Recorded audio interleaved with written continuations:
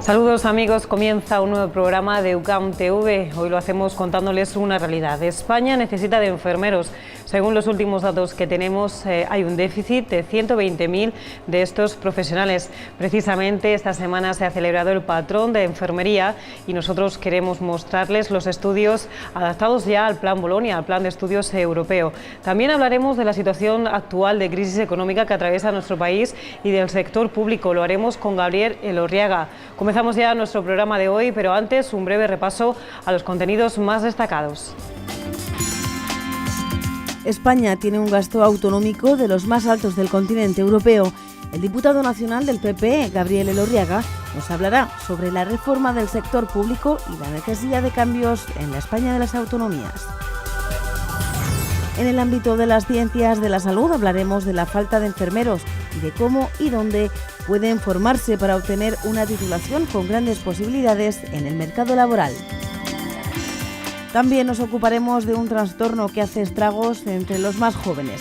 Se multiplican las páginas de internet con consejos para perder peso hasta caer en un trastorno alimenticio grave como la anorexia o la bulimia.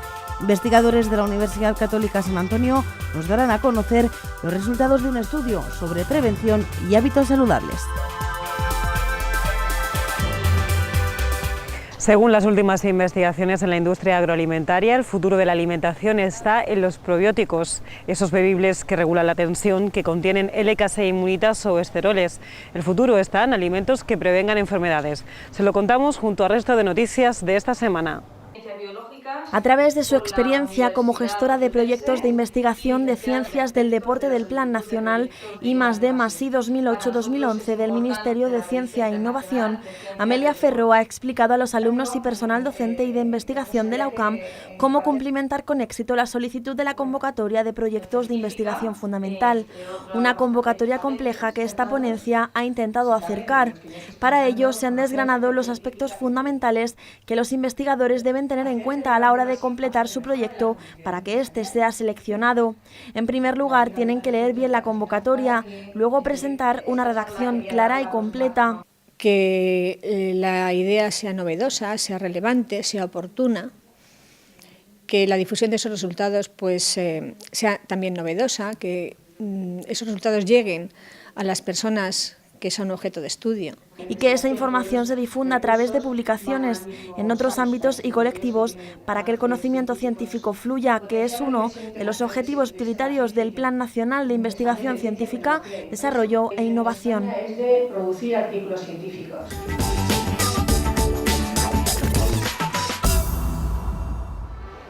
El índice de obesidad va en aumento tanto en la población adulta como en la infantil.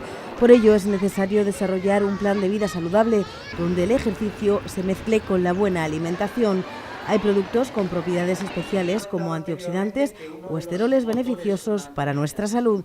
Aunque no existen los productos milagro, sí hay alimentos que sirven para prevenir enfermedades. Hay un interés especial por productos con etiqueta limpia.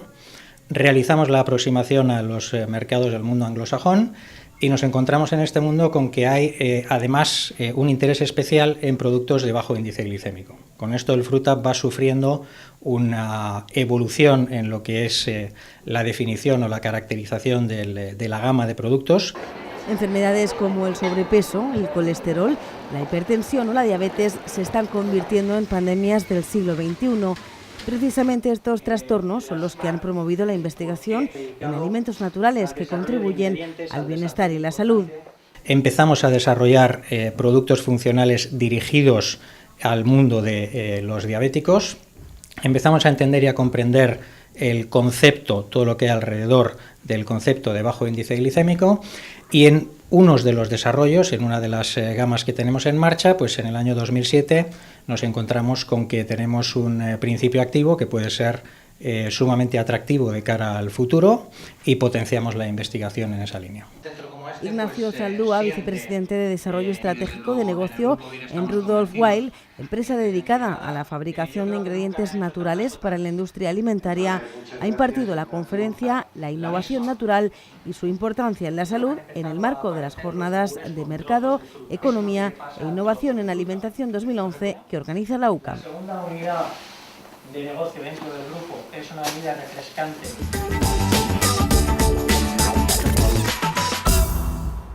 Estamos viviendo una profunda crisis económica que va a traer como consecuencia el cambio del modelo económico que tenemos, al menos así lo consideran economistas y expertos en la materia.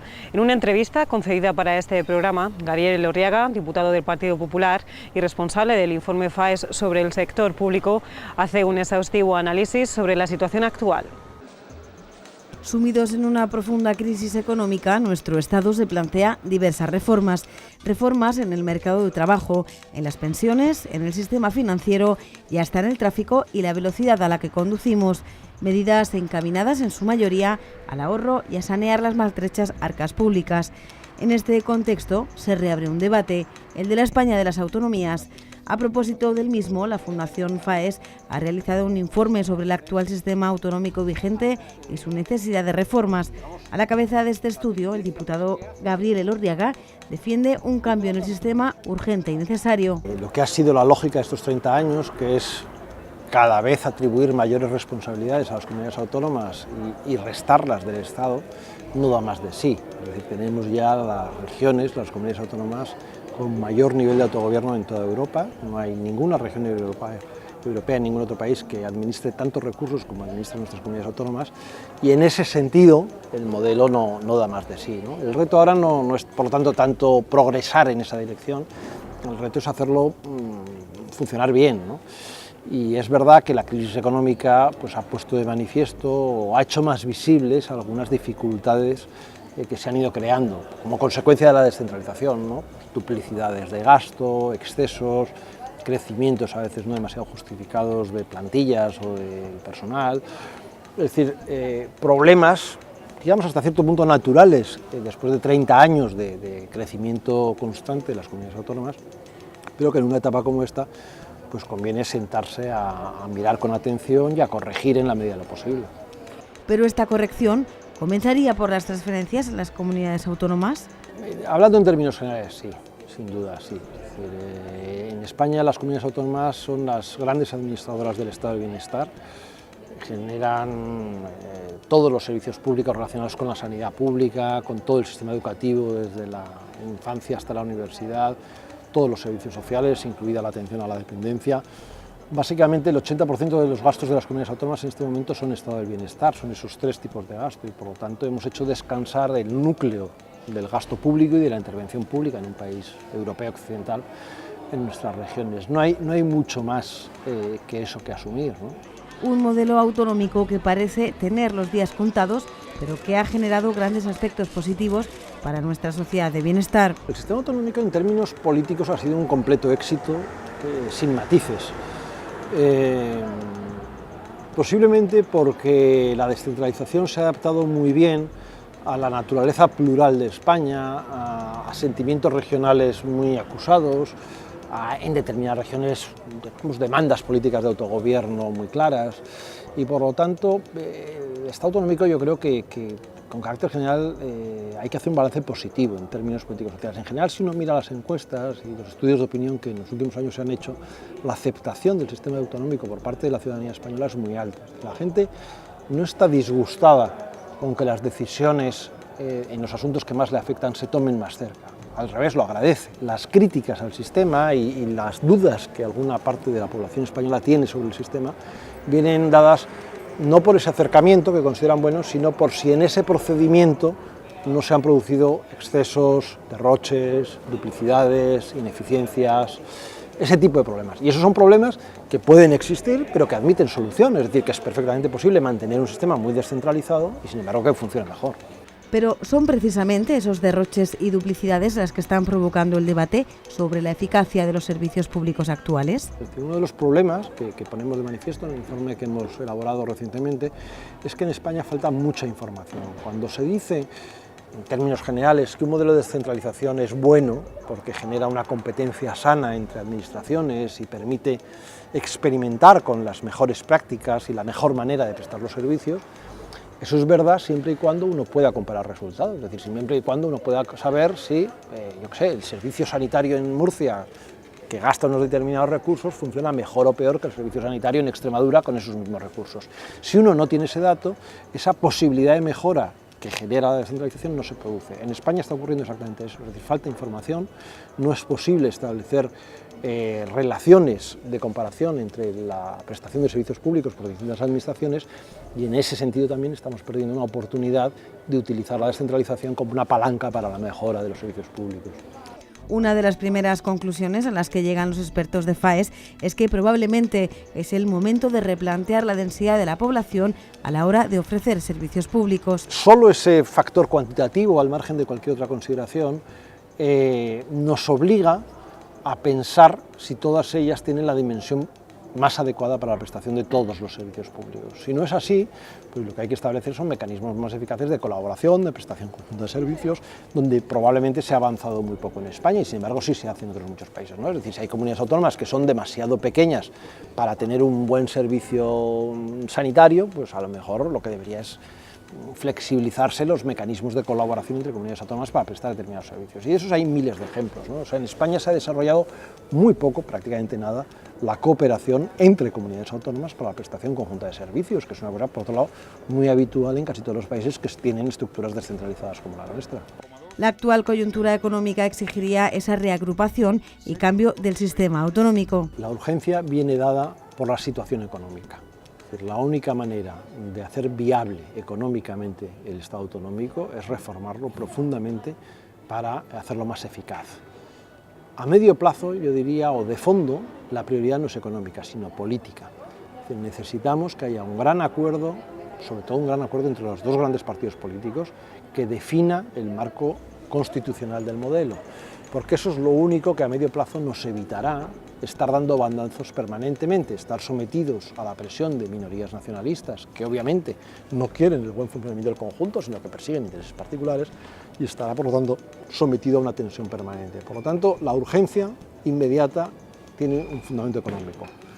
La necesidad de fondo tiene un profundo significado político.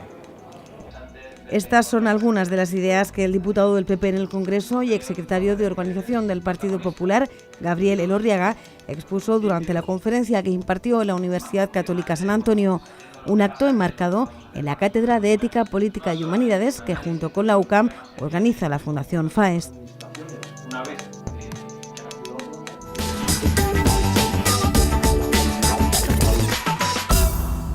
Sí, depende de la madurez del adolescente, depende también en qué edad estén consumiendo una publicidad u otra, depende también de la persona.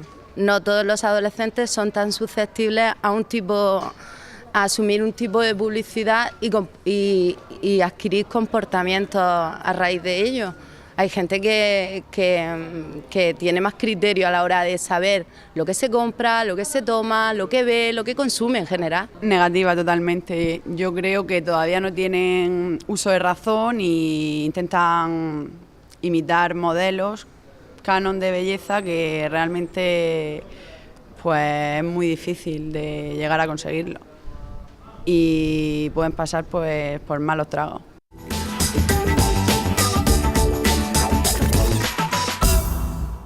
Para adaptarnos al sistema sanitario europeo y mejorar así la sanidad de nuestro país, España necesita 150.000 profesionales. Conscientes de ello, cada vez son más los jóvenes que se matriculan de grado de enfermería en la Universidad Católica San Antonio. Europa y España necesitan enfermeros.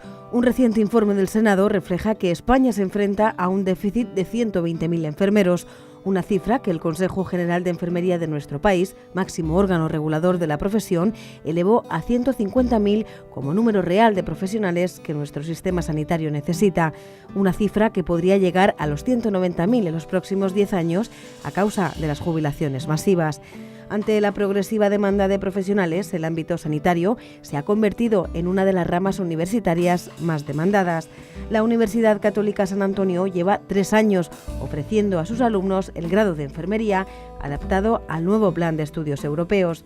Aquí, los futuros enfermeros, aparte de conocer la teoría, realizarán seminarios prácticos antes de pasar la formación en hospitales. Los estudiantes reciben clases de sutura y cirugía con materiales reales, así como diversos simuladores para conocer todas las situaciones que se encontrarán en su futuro profesional.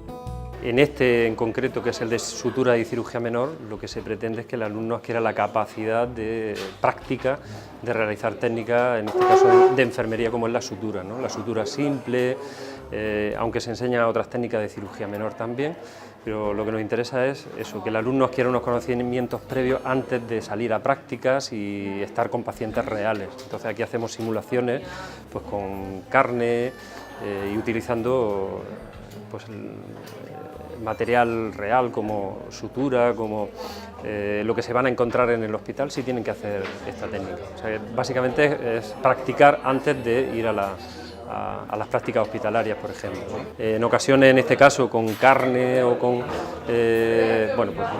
con piel muy parecida a la humana, y en otros casos pues, con muñecos, con simuladores, donde realizan sus cuidados previos a ir a las prácticas hospitalarias, digamos.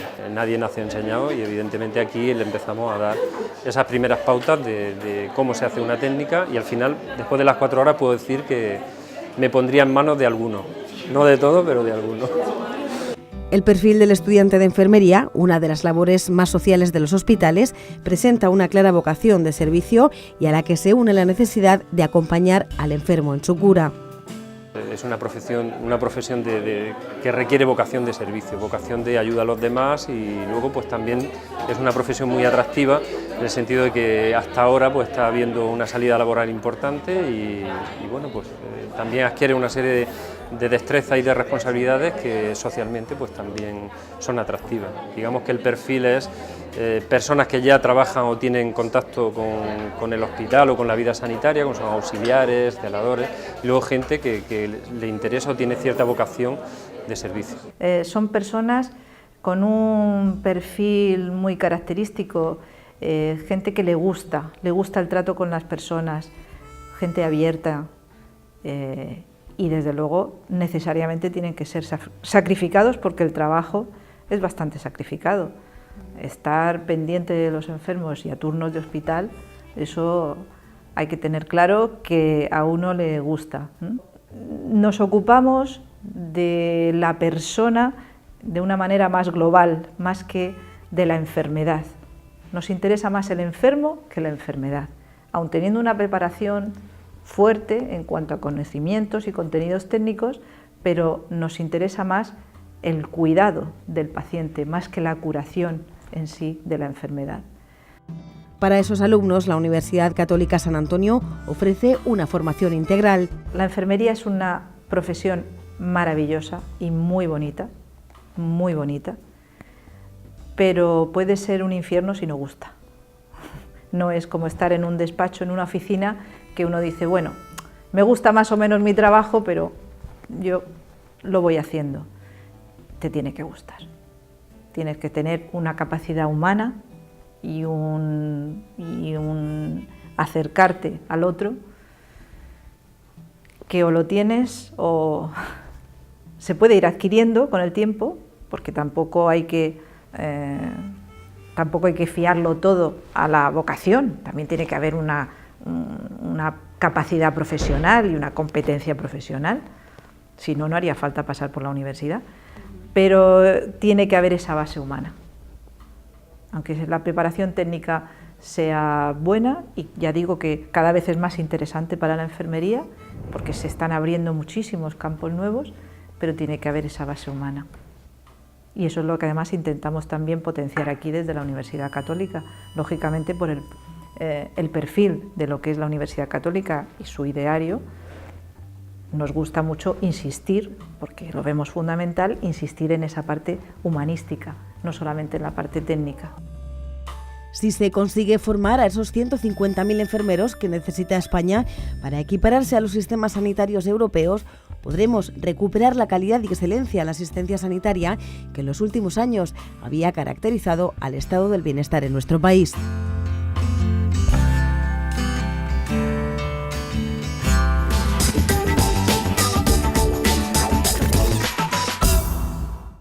es bueno en cuanto a que te informa sobre el producto, entonces te lo puedes comprar o dejar de comprar si no te interesa. Vale, es que la meta de la publicidad primero no es de informar, sino de convencer. Entonces pienso que lo que puedes ver en la pantalla y todo eso puede influir de una manera no tan positiva, sino negativa también sobre los jóvenes, la manera de comer, los alimentos y todo eso. Por eso que quizás tenemos a regularlo, a encerrar como a regularlo.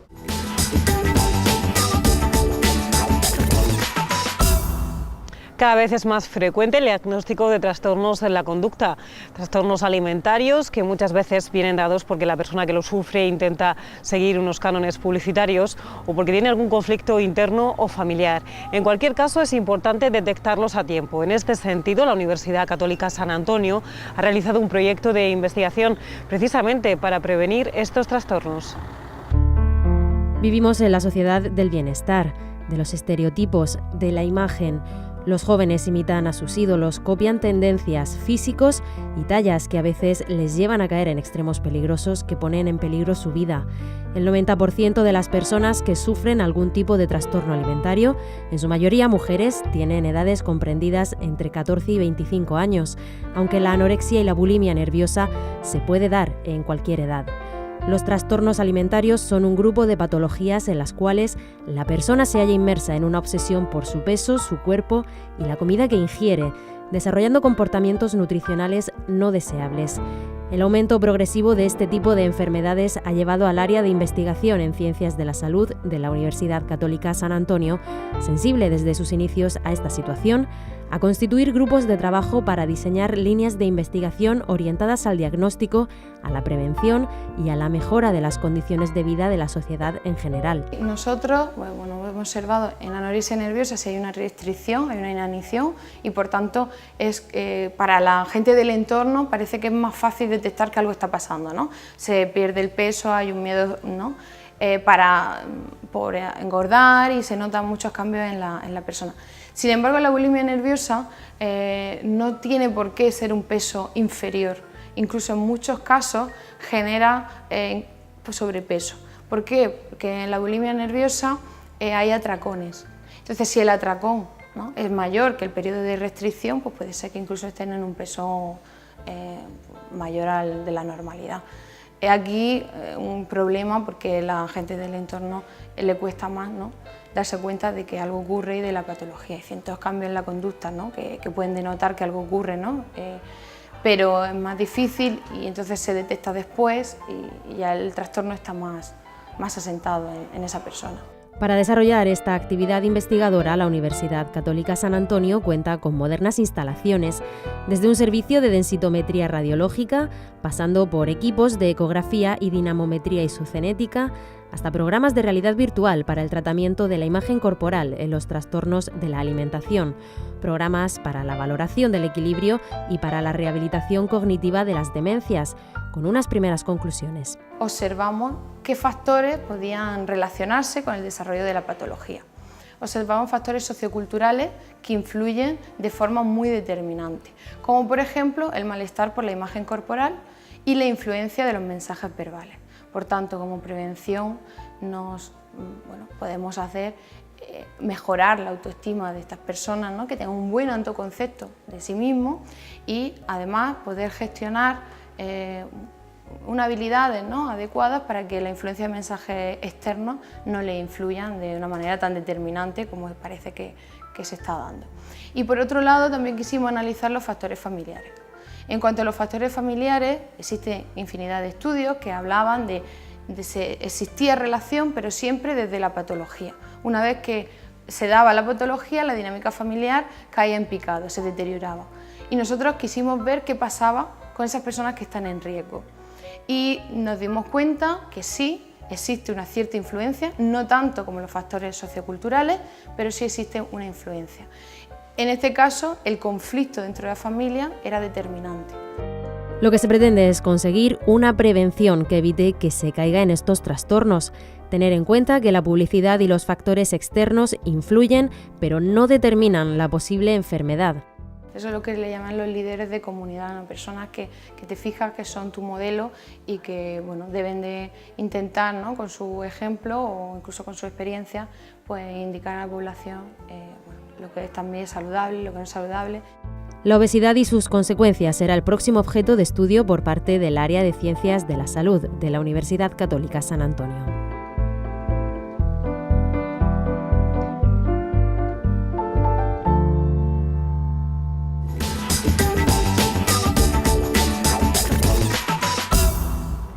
Los jóvenes, a pesar de caer en este tipo de trastorno, cada vez son más conscientes de las consecuencias negativas que acarrea sufrir una enfermedad como la bulimia o la anorexia. Por esto, y para rendir más en sus estudios, se preguntan cuáles son las pautas alimentarias más propicias en su edad y, como cada semana, nuestros expertos responden. ¿Cuál debería ser la alimentación de un estudiante? Pues es una pregunta complicada y lo primero que tiene que ser un universitario es consciente de la importancia que tiene la nutrición en su rendimiento, en este caso académico, que es lo que más le interesa.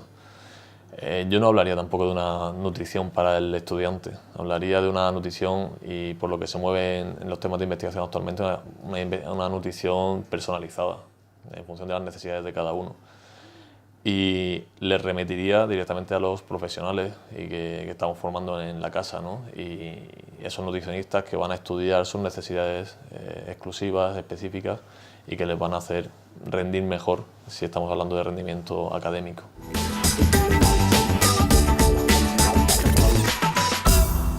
Momento ahora de conocer cuáles son las actividades que tiene programada la universidad para los próximos días.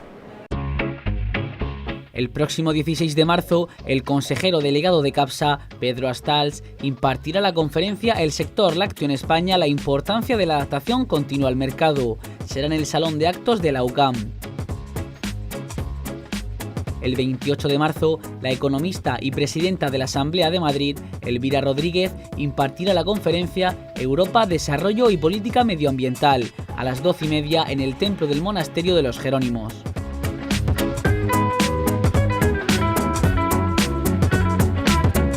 Eso ha sido todo por hoy. Volvemos dentro de 7 días. Si tienen alguna consulta que hacernos, pueden enviarnos un email a ucamtv@populartvmurcia.com. Lo dicho, si lo desean, nos vemos la próxima semana. Hasta entonces, que sean felices.